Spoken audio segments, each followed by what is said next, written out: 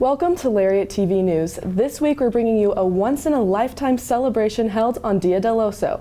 I'm Claire Goodyear. And I'm Katie Kempf. Before we get into that event, a major update regarding men's basketball.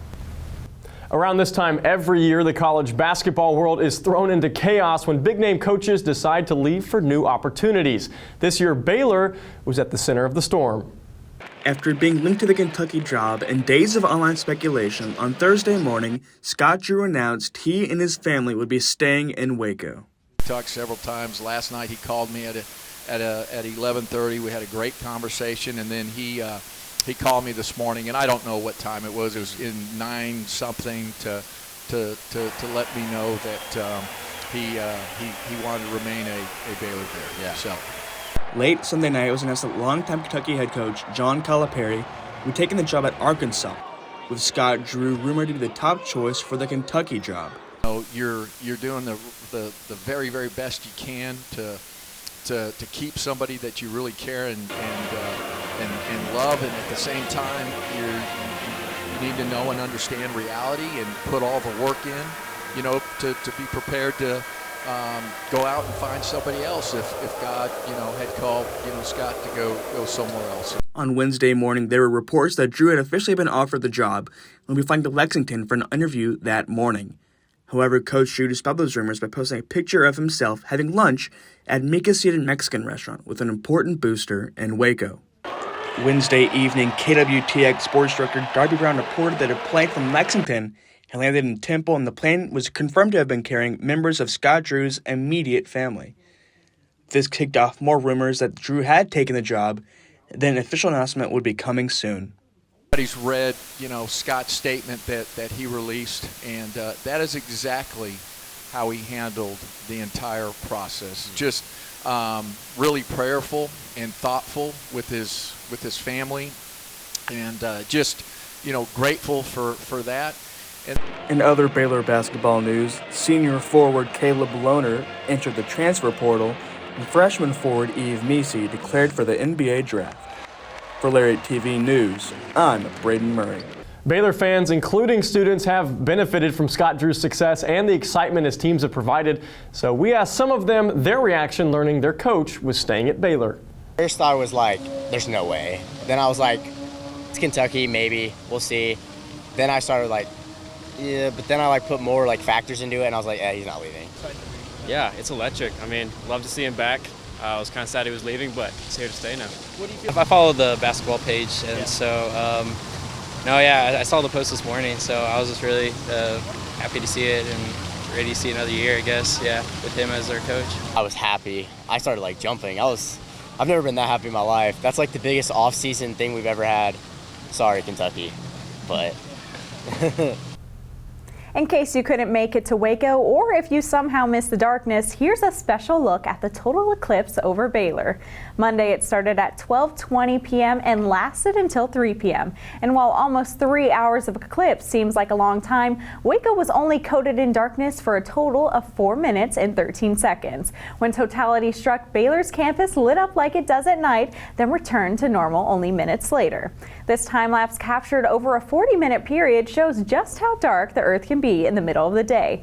If you're hoping to catch the next total eclipse, you're gonna have to wait a while until August of 2044. While some took a 10-minute drive to McLean to view the eclipse, others flew from around the world. Caitlin Sides was in the crowd.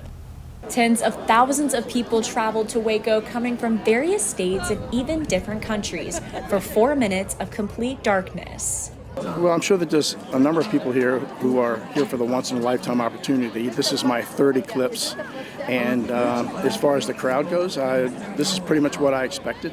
It's not going to be one like this for probably in our lifetime, so the fact that we get to witness it is honestly crazy. It's an amazing opportunity. Yeah. Especially the fact that we don't live here and we still get to witness this live is absolutely amazing. So we've come on a school trip for science, so we've come to see the eclipse today, and then we're going to Houston to NASA to do a 5-day course. It's been 7 years since the last total eclipse in 2017, so this wasn't everyone's first rodeo. But for some, it was a way to reminisce. We were together at the last eclipse in the Smoky Mountains 7 years ago. 2017. And it was awesome, but not as awesome as this one because the moon's closer.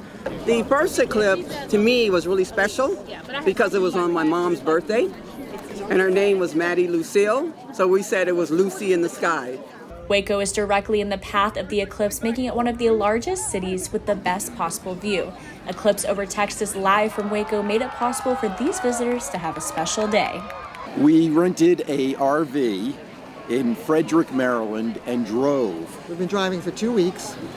And stopping each way. I've been looking forward to this since actually 7th grade, so I knew this was something I really wanted to do, and being at McLean, it's a really fun atmosphere. If you missed this one, you'll have to wait a while for the next total eclipse in 2044.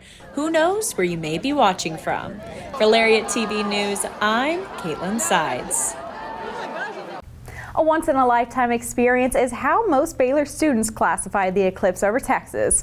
LTVN's J.R. Cottingham asked some of those students what their brightest memory was. It was just one of those unique things that Waco had to offer in my Baylor experience. The joys across Texas from the eclipse's historical 4 minutes of rarity amazed the community. Beautiful experience. I loved the color of the sky. It was like a indigo, almost bluish hue. I jumped up and yelled, so that was good. It was awesome. It was so cool. Just looking at that and thinking all the science that goes into it, it was awesome. And beauty behind the scenes was seen.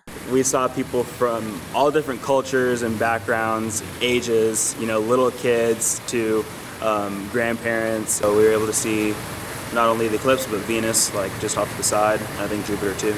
Watching it with loved ones was a bonus. We waited about an hour before and just hung out, listened to music, and then took in the whole moment during. Although dangerous, some took the chance to stare directly at the sun, and solar glasses are essential to safely watch an eclipse, known as totality. When it got dark out and the moon had an angel-like ring around it, it is safe to stare with the naked eye. I was kind of scared because I stared right at it. Everybody looking up and waiting for something, so magnanimous to happen. I think I was pretty nerdy about it. I was checking my glasses like this every 5 minutes. 2044 will be North America's next solar eclipse, while the North and Central Texas region will not see totality until 2317. I was happy to be here. Yeah. It was something to soak in the moment because when is that going to happen again? I guess you just gotta wait for the next one. For Lariat TV News, I'm J.R. Cottingham. Up next, students are investing in their futures in more ways than one. And Dia del Loso isn't the only event keeping students active on campus. The details after the break. We were born to run. There's a spark in your heart and a fire that's in your eyes. For the hope that you know everything's gonna be alright. Living our best life, taking it all in stride. The light will be a guide. We were born to run. We were born to run. Students in the business school are making big investments and they're paying off. Abby Ferguson tells you how hands-on learning just makes sense. One class in the business school has taken $250,000 to $17 million in just under 25 years, and it's the students who've done it. The Hodges Fund is one of the oldest and biggest student-managed portfolios in the country. 2 hands-on finance classes allow students to manage the funds and gain real-world experience in the realm of portfolio management. It was a really awesome experience. It definitely was a grind, and people told me that before, but it definitely was a lot more, I think, than I was expecting, but it was also a really good experience. Professor Brandon Trogel has taught the class for 15 years and drives all the way from Dallas just to be there. He says being around these students gives him energy. It's really fun seeing students that are well into their careers and seeing how successful they've been, and knowing that maybe this class played a part in kind of where they've gotten today. Although there might be risks and a large responsibility associated with students managing real money, Trogel said that the fund has outperformed the S&P 500. While you might think, hey, these aren't professionals, they come armed with great ideas. They look at the world a little bit different. I think they're sometimes on top of some of the new trends, maybe even a little quicker than a money manager would be. Not only does the class allow for real-world experience, but the money grown from investments also benefits students. Since the class began, the fund has created $3 million in scholarships. To learn more about how you can apply to the class, check out the business school's website. For Lariat TV News, I'm Abby Ferguson. One club is going all in, bringing the Aloha spirit to Central Texas. Baylor's Hawaii Club is hosting its annual luau on April 19th at Fountain Mall from 6:30 to 9 p.m. The luau features traditional dancing, food, and dress to celebrate Hawaiian culture. The club's president says they look forward to spreading awareness about Hawaiian heritage on campus, especially for students who may not be knowledgeable about Hawaii's rich cultural history. Being from Hawaii myself, I know our little community of people who are from Hawaii is like quite small, and having this representation kind of gives that piece of home away from home. Another celebration held on Fountain Mall welcomed Baylor students to engage with Hispanic culture on campus. Here's the fiesta that brought students together. Fountain Mall was a Fiesta Friday as Latin American and Hispanic students shared their culture with the Baylor community through music, food, and celebration. I am Hispanic, so coming here was a bit of a culture shock since I am from Houston. So just like bringing a little bit of my culture to Waco, and then I know it just helps a lot of people feel at home. Fiesta was put on by Hispanic Student Association, which encouraged students to get involved. I heard about Fiesta through HSA, which is the Hispanic Student Association, so I've been in it since freshman year. But yeah, no, that's kind of how it all kind of came to me. And the Hispanic Student Association's goal is to show the Baylor community what their culture is all about. So many cultures represented on campus, so I think the organizations definitely cultivate that in itself. There's one way to highlight our culture, share with the campus a little bit more about us and how we celebrate our traditions back at home. Through Fiesta, students have the chance to get connected to people who share their similar cultural traditions. For example, I met someone today who was like, I didn't even know Hispanic Student Association existed. So, and he was also Hispanic, and he was a freshman here. So just seeing that impact that we have and like the instant connection we make through our music or our food. Fiesta is a great example of showing the inclusion and recognition that Baylor Student Associations have for all Bears. Us minorities are actually growing on campus where a lot of us just aren't aware of it. And it's events like these that we hope to make more people aware of, and that's where they can come out and participate and also get to know people who look like them, and just have like that, provide that comfortable community and welcome community to everyone. For Lariat TV News, I'm Claire Goodyear. Stepping started as a way for the African American community to communicate with each other at a time when their rights were limited. Now the legacy is continued through stepping and strolling each year at Stepfest. Friday evening at Waco Hall, groups will take the stage with the theme Dreams and Nightmares. Each team dances with a unique musical genre like hip-hop, Latin American, rap, R&B, and Christian music. Zeta Phi Beta recruited members of Baylor's non-Pan-Hellenic community as step coaches, and they have been working with the team since February. All prize money and ticket sales goes towards the group's philanthropy, Z Hope. Well, it is very fun, and it is a social time. We also recognize that it is a very important part of our history as students of color, and realizing that these are things that connect us to our ancestors and those who have come before us. 2 public service classes at Baylor help Spanish speakers in Waco learn English as a second language, plus a little bit more.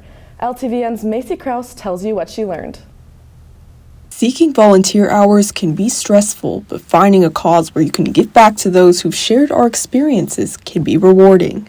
When you do volunteer hours, you should do something that you're actually passionate and not something where you're just spending hours doing something that like you don't care about. Israel Loatmin started the organization La Puerta to provide resources and support to Spanish-speaking Wacoans.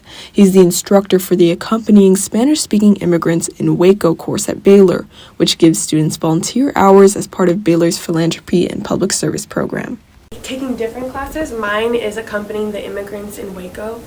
Mine's called Learning for the World, and both our classes are PPS, which is through the Office of Engaged Learning. Baylor student Ruffle gets to assist Spanish-speaking Wacoans in practicing English as their second language. It's very special to be accompanying them through their process and seeing them flourish. And McLennan student Vizcaíno helps immigrants prepare for citizenship tests.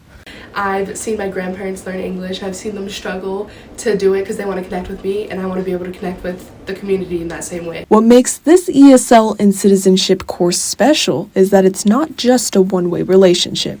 It's not just a one-way thing, it's a conversation. You're able to just sit down and learn about their lives while they learn about your lives. A lot of times you consistently see them, they consistently see you, and I just think that's the best experience you could have. For Lariat TV News at First Baptist Church, I'm Macy Krause.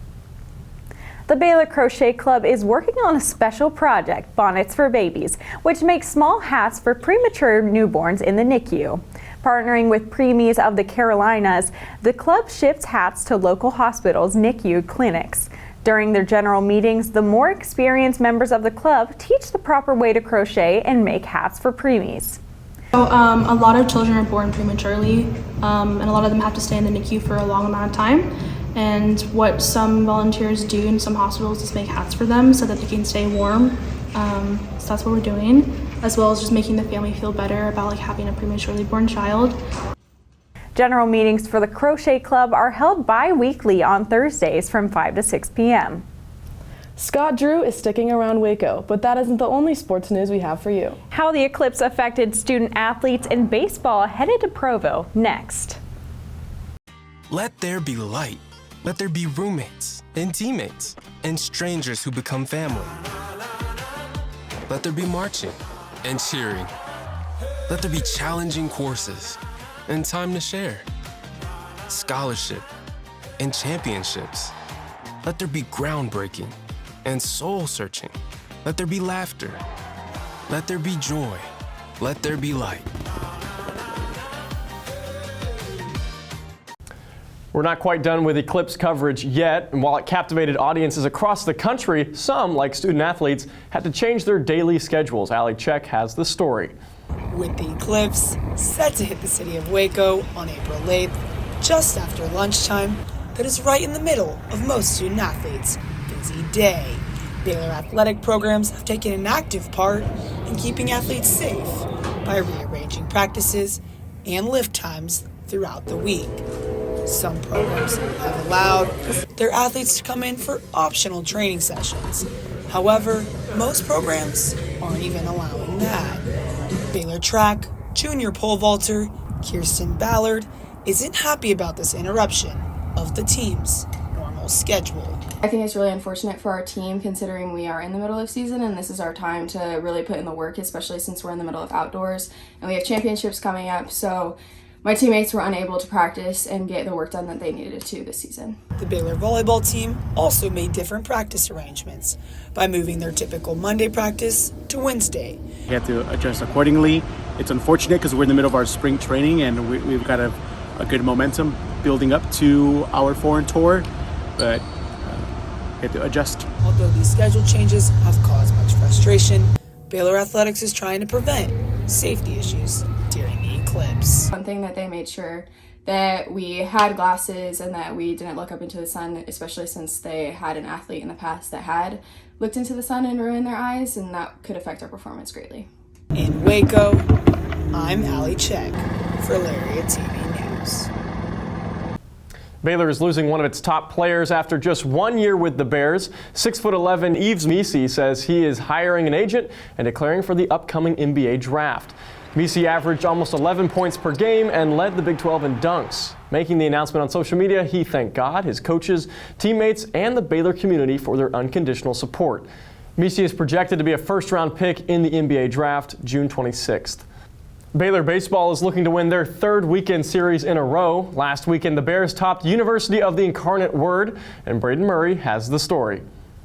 Baylor Baseball got their second weekend series win in a row, besting University of the Incarnate Word 2-1. Baylor won the first game 13-7 after UIW scored 2 runs in the first. Fifth-year infielder Cole Posey hit a grand slam to give the Bears the lead, so they held for the rest of the game. That just kind of shows our fight, right? And that's something that we haven't seen all year. There's been times where we haven't come out and fought like that, but, you know, getting punched and then making a comeback punch right there, I mean, that's huge. In game number 2, the Bears won 15-3 with 10 players notching at least 1 hit and 3 players notching 3. Junior outfielder Wesley Jordan hit 2 home runs, and freshman pitcher Colin McKinney threw 10 strikeouts across 5 innings of work. It was his second consecutive outing with 10 strikeouts, becoming the first player to do so since 2008. Win streak. I think just having traffic on base really helps with the offense to get going because hitting's contagious. It always has been. It's just how baseball goes, and so just try and get on, let someone drive me in, and keep the train rolling. In the final game of the series, the Bears faltered, losing 14-1. Despite losing the series closer, Baylor has now won their last 4 home series, which is the first time that's happened since 2015. It's not what we had an opportunity to do. Anytime you win the first 2 games of a series, you know, if you don't sweep it, you feel like junk, and we feel like junk right now. And anytime you lose the first 2 games of a series, if you don't get a win, you're going to feel bad too. So they don't feel so bad today, and they lost 2 out of 3, and we feel pretty bad. After having their Tuesday night game against Dallas Baptist canceled due to weather, Coach Thompson's squad travels to Provo, Utah to play BYU for a 3-game series this weekend. For Lariat TV News, I'm Braden Murray. With about 1 month until the Big 12 Conference and NCAA tournament, Baylor Softball is trying to build some momentum for the postseason. Claire Marie Scott takes you through the team's series win this past weekend versus Texas Tech. After falling to Texas Tech in a close game Friday night, Baylor Softball bounced back, winning both games Saturday and Sunday. The Bears brought a fresh mindset to the last 2 games as Casey West hit a walk-off in the Saturday game, giving the Bears a 2-1 win. It was the Bears' 3rd walk-off win of the season, a new team record. Emily Hott hit her 7th homer of the season, and Riley Crandall pitched a complete game with 4 strikeouts. Really happy with what we did today. Forced them to throw strikes, didn't swing a lot of balls out of the zone, and had good production and timely hits for a change. So, a couple of bad luck, like Leah Benford's line drive up the middle where nobody's supposed to be, but they had someone there. We've seen a lot of that this year, but I was really happy with our offense today. Sunday afternoon was all about dynamic hitting. Sydney Classos went 3 for 3 with 1 run and 3 RBI. The Bears scored at least 1 run in every inning, with the final score being Baylor 11 in total, Texas Tech 3. It was huge. I think we really sent the message that we're not comfortable, and we weren't going to let them take that momentum that they got. I think it was the 4th inning, and that's how we need to play all the time, is if it's a new game every single inning, and we did a great job of making each inning count, because that's how you win games. The team has been struggling in conference play, currently sitting at a record of 5-10. The team is trying to stay grounded as they navigate tough Big 12 opponents. We can't let our highs get too high. We got to take what we learned in our losses and in our wins and keep running with it, because the second we get comfortable is the second we start dropping games again. So I think just staying hungry and battling up there. Baylor will be on the road in San Antonio to take on UTSA during the week, but will be back at home for a weekend series against Texas on Friday. For Lariat TV News, I'm Claire Marie Scott. Men's golf is also nearing the end of their spring season, with the Big 12 Championship tournament right around the corner. This past weekend, the Bears were in College Station, where they dominated, winning the Aggie Invitational. 3 Bears finished in the top 10, with Zach Hefferman tying for 4th, Davis Ovard and Tyler Eisenhart tying for 9th. In the individual competitions, Jonas Appel tied for 17th, his best finish of the season. The tournament also marked a career-defining moment for Coach Mike McGraw, as the victory marked his 50th tournament win as a head coach and his 20th at Baylor. Really, the players, they're the ones hitting the shots. It's great and exciting to have that's sort of a milestone, considering I didn't start as a head coach until I was 45 years old. So I had approximately 8 or 9 years as a college golf coach as an assistant before that, and 10 years as a high school coach before that. And their last stop before the Big 12 tournament is in Phoenix, where they will compete in the ASU Thunderbird Collegiate this weekend, April 12th and 13th. And with that, we're closing out sports this week. Scott Drew is sticking around, and we hope you do too, with the Lariat, for the best coverage of your Baylor Bears. Back to you, ladies. Thanks, George. That's all for this week's newscast, so be sure to follow Lariat TV News on YouTube for more stories throughout the week. We hope to see you next Friday for our weekly newscast. Have a great week, and as always, sick 'em Bears.